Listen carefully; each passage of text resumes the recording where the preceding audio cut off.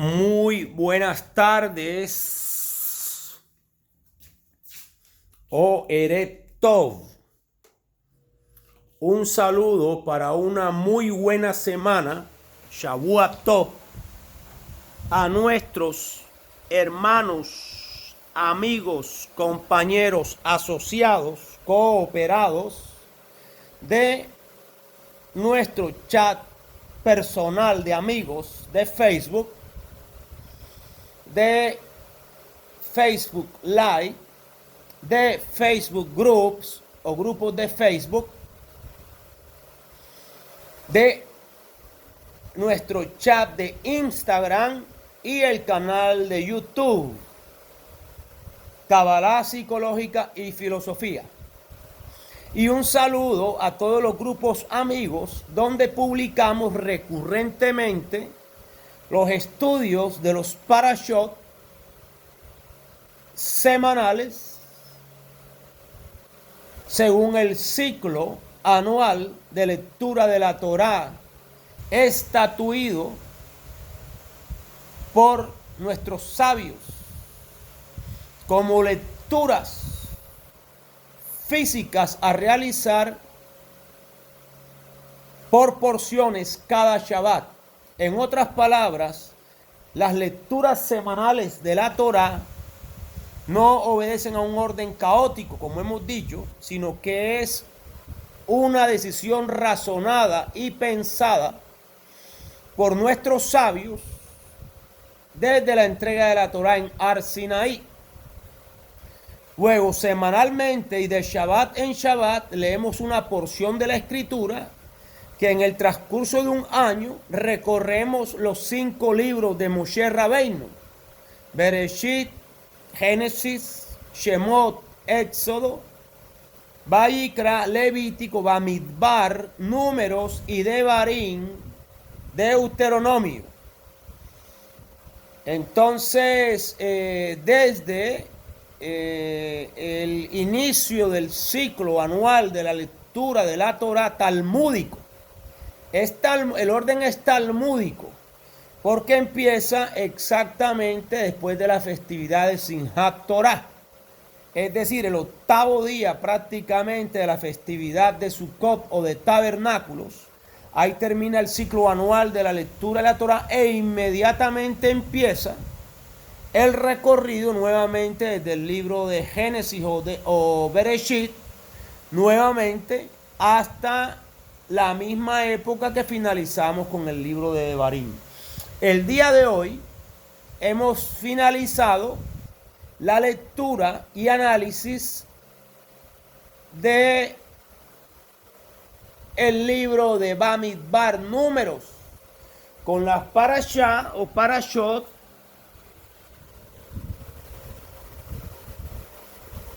Matot Masei. Matot Masei.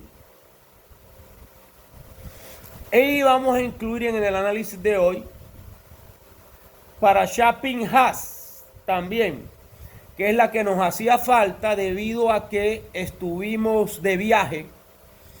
Primero que todo fuimos vacunados con la vacuna de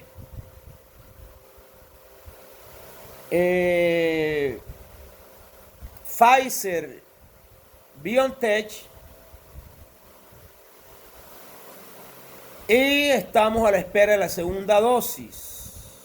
Luego, una vez vacunados, nos tocó dirigirnos a la capital del país a algunas vueltas de tipo personal, y en el transcurso de esos días pues no pudimos hacer la parashá Pinhas,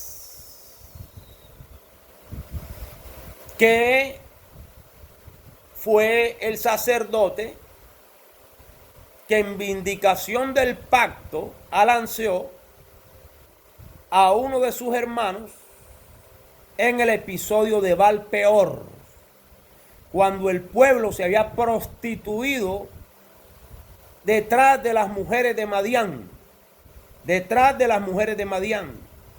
y adolorido el pueblo por la mortandad y por el juicio severo que vino sobre ellos, una mortandad, se atrevió uno de los israelitas a meter una madianita en el campamento a los ojos de todo el mundo. Eso se llama no tener sentido de la oportunidad. Y a veces hacemos tonterías de ese tipo. En el sentido que a veces las cosas o la expectación no está, digamos, de buena forma para nosotros y cometemos un improperio además, es decir, añadiendo pecado a pecado. Y es ahí donde viene la vara de Hashem en vindicación del pacto. Luego Pinhas, en vindicación del pacto, alanceó a la madianita, hija de Cosbi, ¿sí?, que se había, digamos,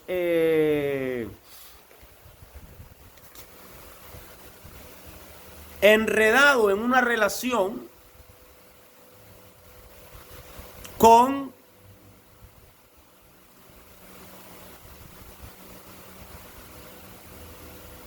el israelita Sinri, hijo de Salu, de la tribu de Simeón.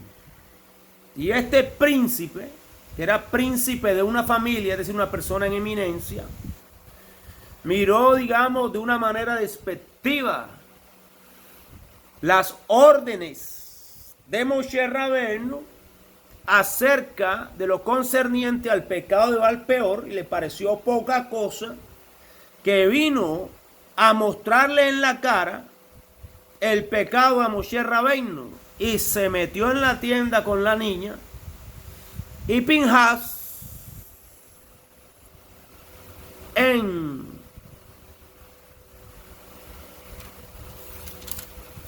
vindicación del pacto,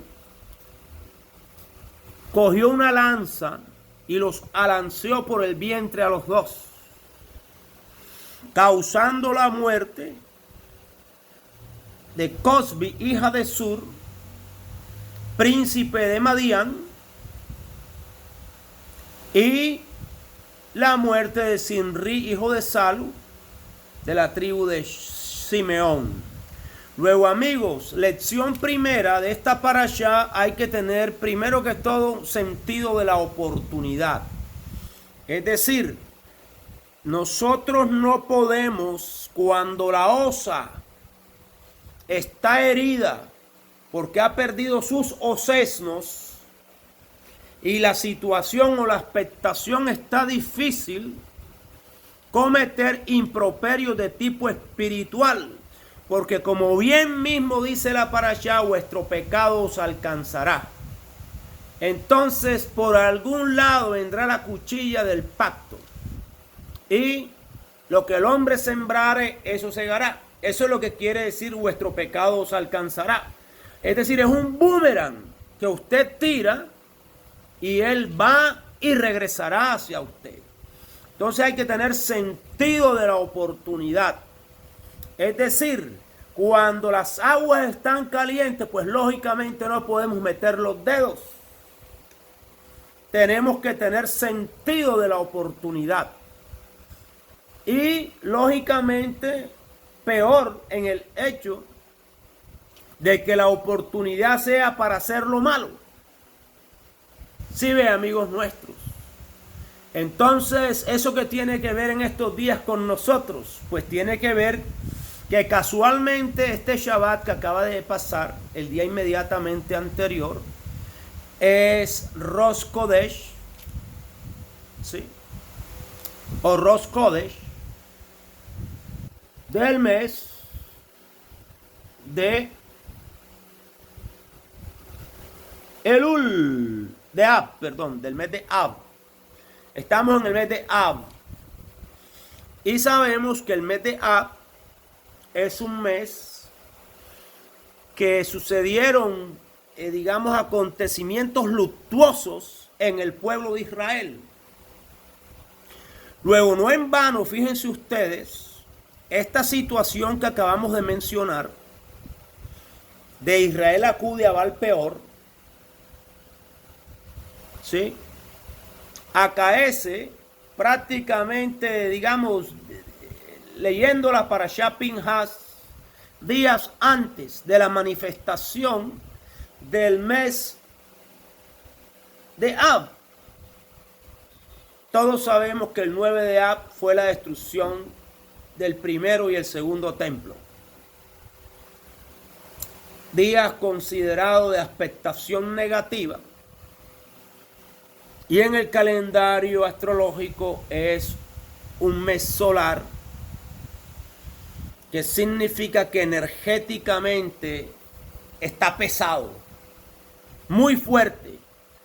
Luego en este mes, y cuando entran las 3 semanas, incluido el ayuno, que es el segundo ayuno más importante del año en el calendario hebreo,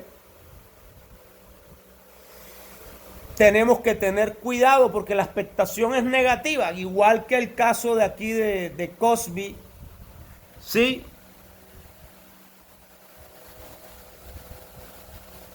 Y de Zimri, los cuales se metieron al fuego, prácticamente, digámoslo, del mes de Ab. Expectación negativa, y quisieron pecar en esa época. Y fíjense lo que les vino. Metidos en la tienda, fueron alanceados. El vengador de la sangre. Entonces, amigos nuestros, entramos al mes de Ab,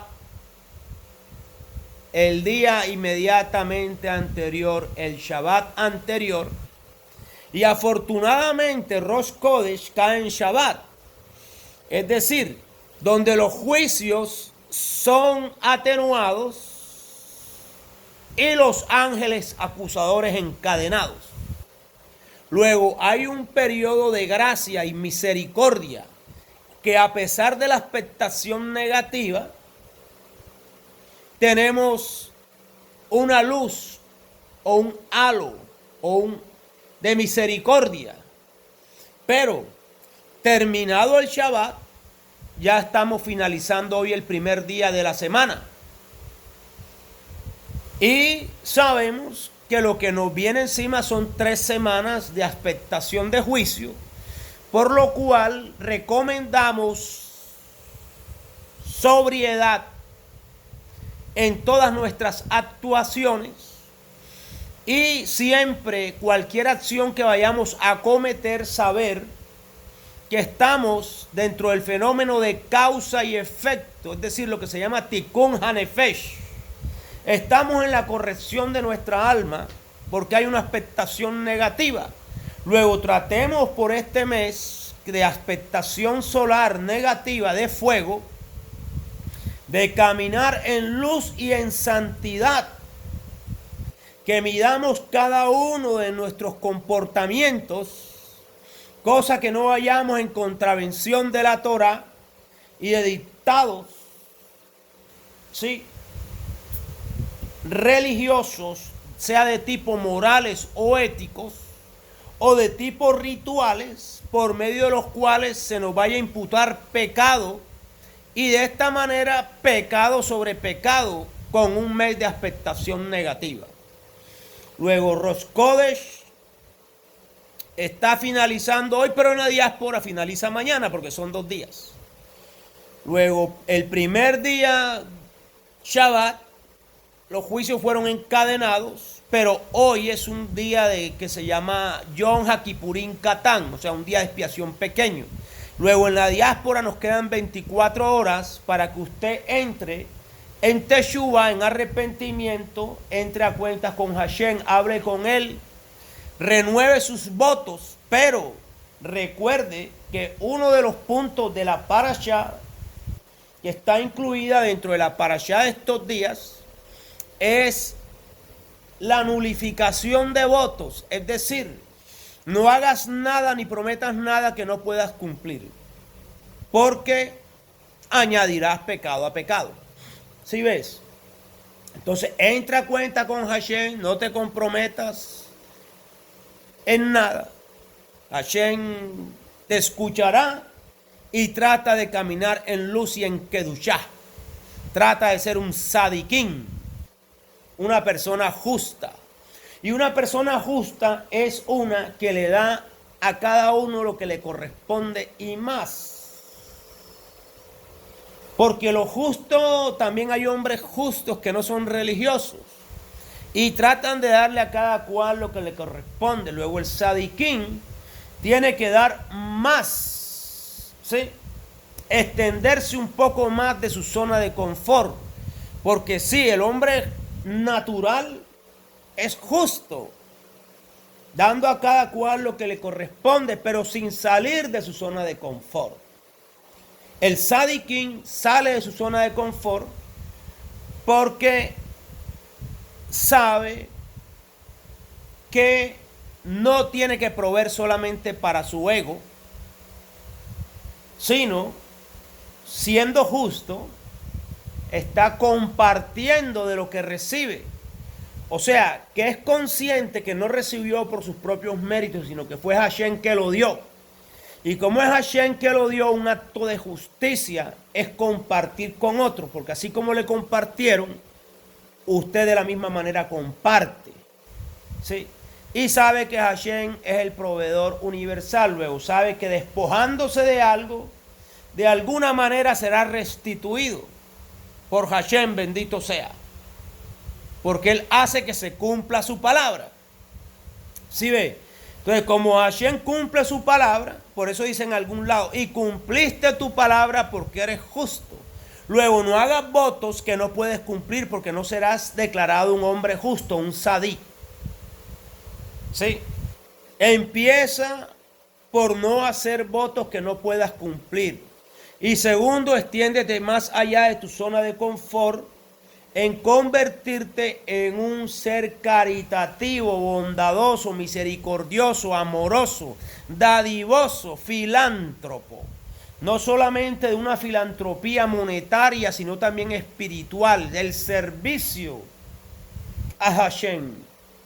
El servicio en obras, en obras benefactoras, sean de sintonía o de forma cooperativa. ¿Sí? Amigos nuestros, extendámonos más allá de nuestra zona de confort. Que el que da, recibe, y no tengas temor. Que Hashem es justo, cumple su palabra.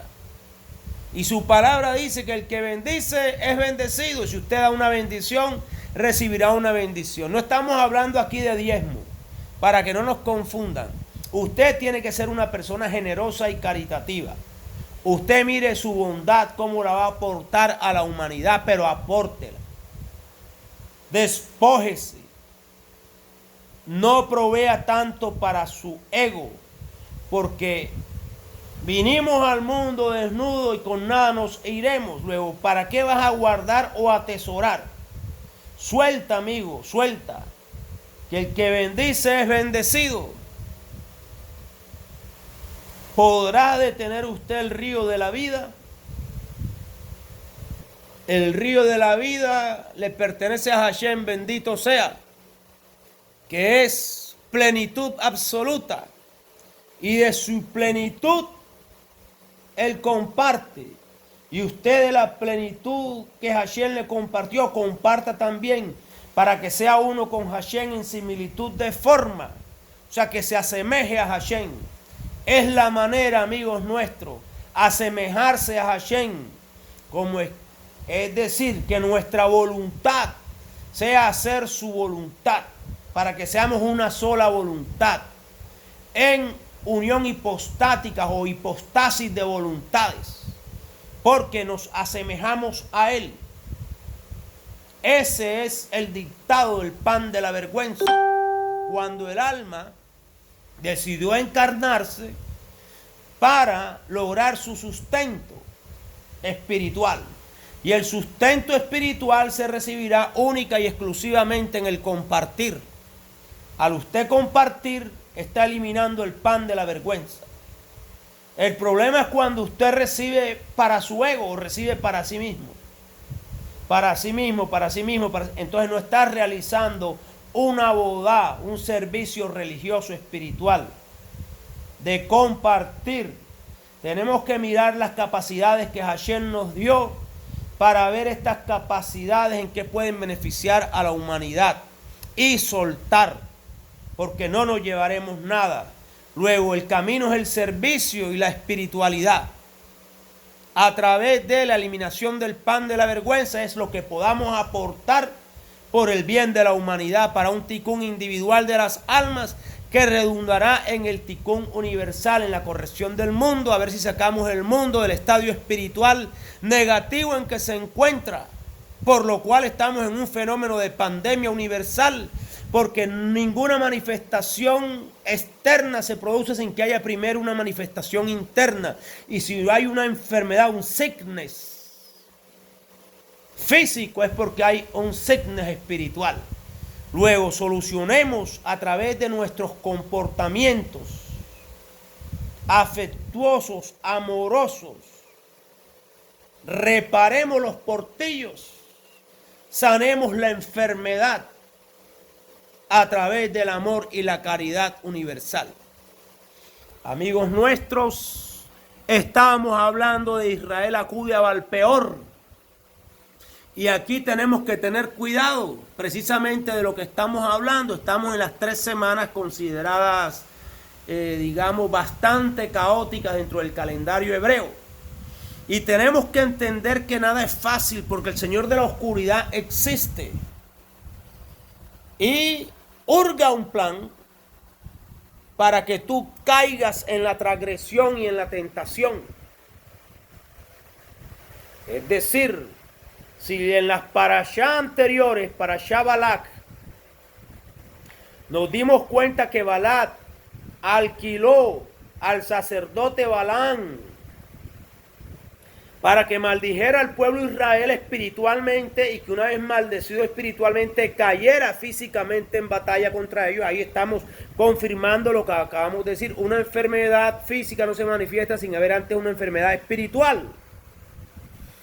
Entonces nos daremos cuenta que Balak estaba buscando la enfermedad espiritual del pueblo de Israel, la caída espiritual para después poder derrotarlo en batalla. Luego estamos en unas semanas caóticas del mes de Ab, incluido un ayuno, que ya hablaremos de ello más adelante. Tenemos que tener cuidado porque siempre el enemigo está urdiendo un plan. Y ya que Balaam no pudo maldecir al pueblo de Israel, que sus bendiciones cuando abrió la boca fueron cambiadas en bendiciones, entonces él ideó un plan. Y el plan de él fue hacer caer al pueblo de Israel en concupiscencia, es decir, a través de las mujeres madianitas, para que ellos cayeran en transgresión, ¿sí?, en idolatría, porque en esas orgías se hacían libaciones a los dioses paganos. Y el pueblo de Israel cayó entonces por la mujer, por la carne, en debilidad espiritual, y por eso cayó en transgresión. Porque el dulce para las mujeres madianitas, para que ellas se les entregaran, era que ellos cayeran en adorar o servir a dioses paganos. Ellas decían, te doy esto, pero tú vas a hacer esto. Y eso fue lo que hicieron los israelitas en los tocantes a Valpeor. Es decir, caer en la tentación. Luego es lo que decimos, en estos días de expectación negativa tienes que tener cuidado, porque ese plan fue urdido por un sacerdote, Balaam, que había sido contratado por Balak. Entonces siempre habrá personas urdiendo contra tu espiritualidad. Es increíble, amigos nuestros, en una ciudad de 8 o 9 millones de habitantes que visitamos la capital de nuestro país esta semana, preguntaba yo a una hermana mía desde un piso 17 que vive ella y se veía toda la planicie de la ciudad y sus colinas, etcétera. Decía yo el Shabbat, de todas esas casas y apartamentos que tú ves, ¿cuántos estarán sirviendo hoy a Hashem? ¿Cuántos estarán reunidos familiarmente para servir a Hashem? No, amigos, la mayoría estaban reunidos para servir a los vales, al licor, a la rumba, al despropósito, a la locura ingente.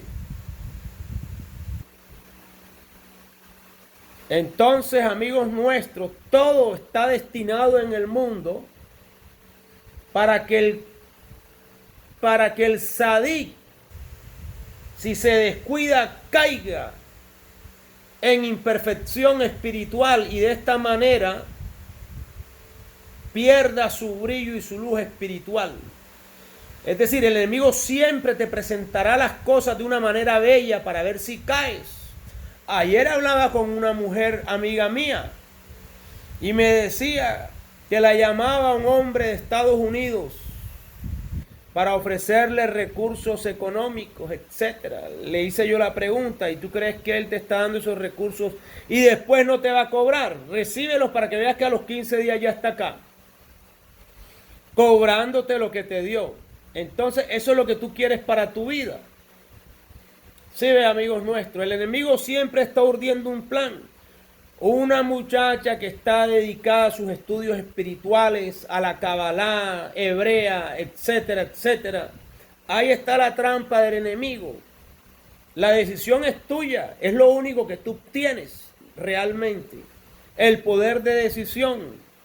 Pero abre los ojos, porque el enemigo, el señor de la oscuridad, siempre está urdiendo un plan para ver cómo te hace caer de la kedushá, de la santidad, de la separación que tú tienes para Hashem, bendito sea.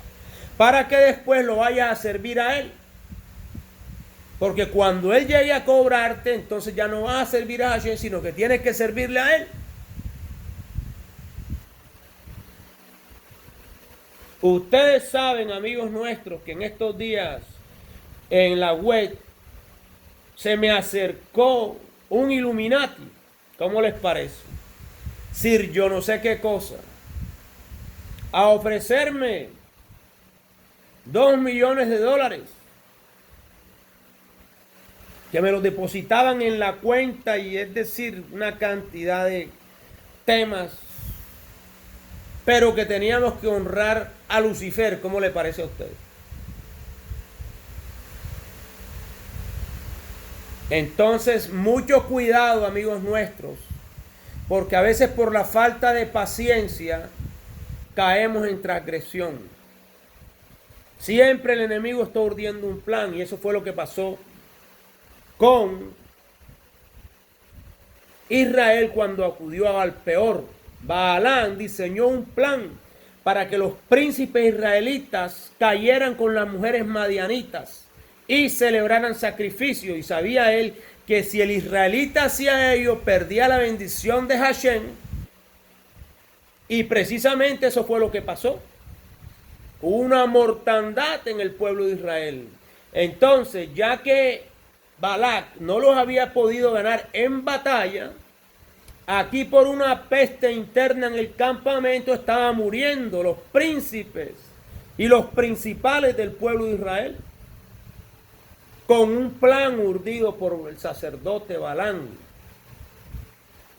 Amigos nuestros, y finalmente en estos 3 parashá, Masei Matot, se le da la orden a Moshe que antes de que Moshe finalice su vida, vaya y le cobre a Balán, que mate a los madianitas. Organizan un ejército y van a batallar contra los madianitas, y entre ellos cayó Balaán, que era el que había urdido el plan de Baal-peor, ya que no pudo lograr la maldición para la cual lo había contratado Balac. Luego todas esas tierras quedaron en poder de Israel. Una vez la mortandad cesó, cuando Pinhas celebró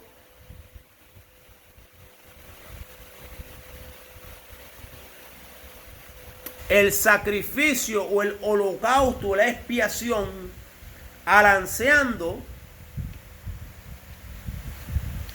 a Simri, hijo de Salu, jefe de una familia de la tribu de Simeón. Fíjese usted, jefe de una familia de Simeón. Amigos nuestros, las parashá que estoy mencionando, Pinhas, Matot y Masei, va de número 25:10 al final del capítulo, o sea, al 36:13. Prácticamente 11 capítulos, desde el 25:10 al 36:13. Y esos 15 capítulos se resumen en estas palabras que estamos mencionando aquí. Aunque hay más, porque de un solo versículo uno puede hacer un estudio. Lo que el hombre sembrar, eso segará. El vengador de la sangre te hallará. Se censa al pueblo, porque ya había habido un censo una vez el pueblo salió de Misrayim, pero como murieron en el desierto,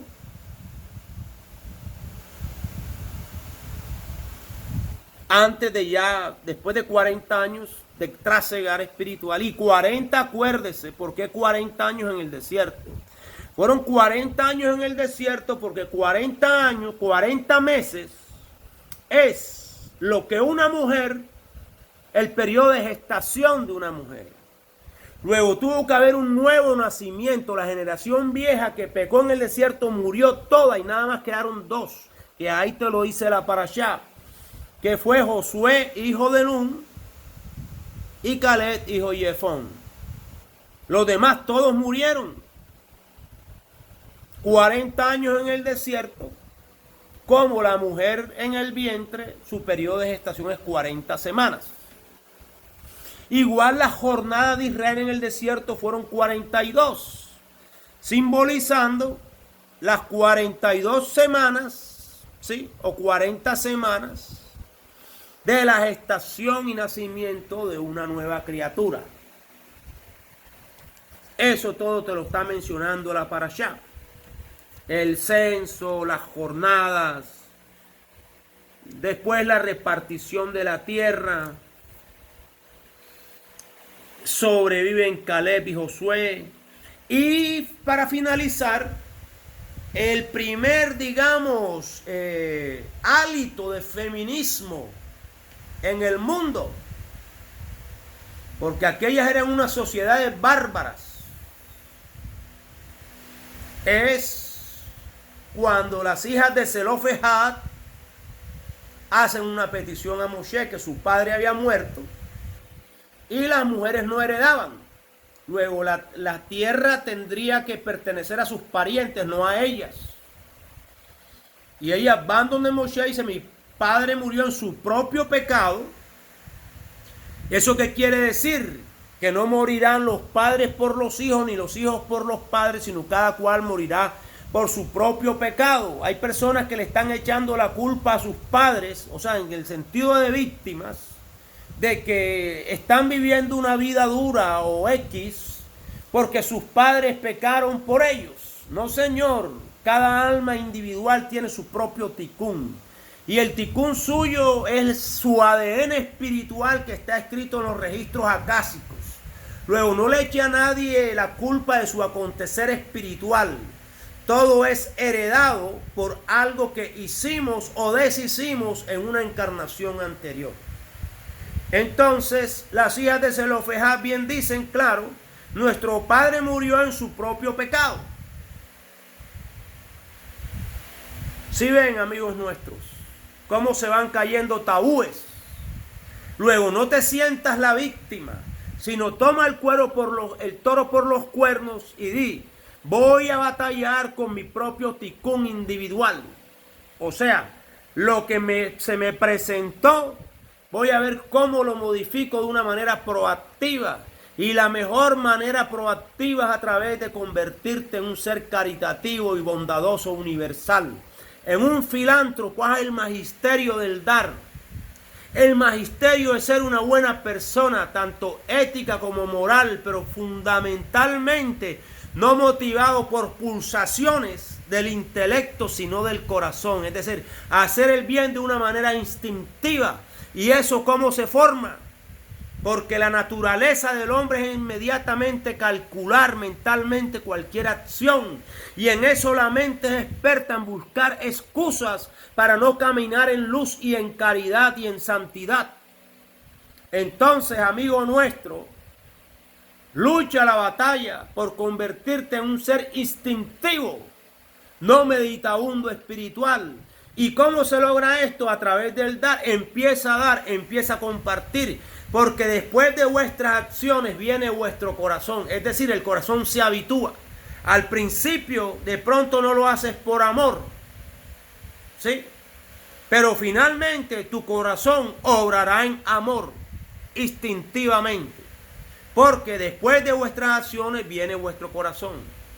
Amigos nuestros, nosotros creemos que con esto la tribu de Leví, también nos hablan de la tribu de Leví, es decir, las pertenencias para la tribu de Leví, las ciudades de refugio para el vengador de la sangre, sea que cometió, digamos, un asesinato con intención o sin intención. Hay diferentes categorías de punishment, ¿sí?, de pecados, sea con intención o sin intención.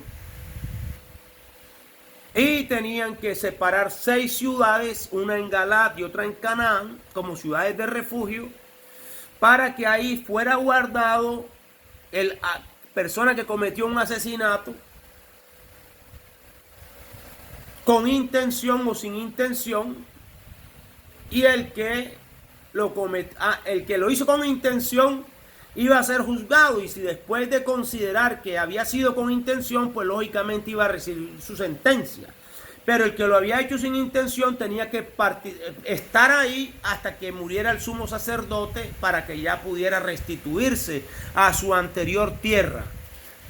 Josué, designado como sucesor de Moshe Rabbeinu, Moshe mismo pide a Hashem que le nombre un sustituto para que dirija al pueblo, y se le otorga a Yoshua bin Nun, a quien Moshe impone manos para darle de su gloria, de su jod, pero es para que le obedezcan. Luego, cualquier unción que Hashem te dé es para que ejecutes la obra, no para que te quedes filosofando, sino para que lleves a la práctica cualquier acción espiritual que produzca réditos en el mundo espiritual.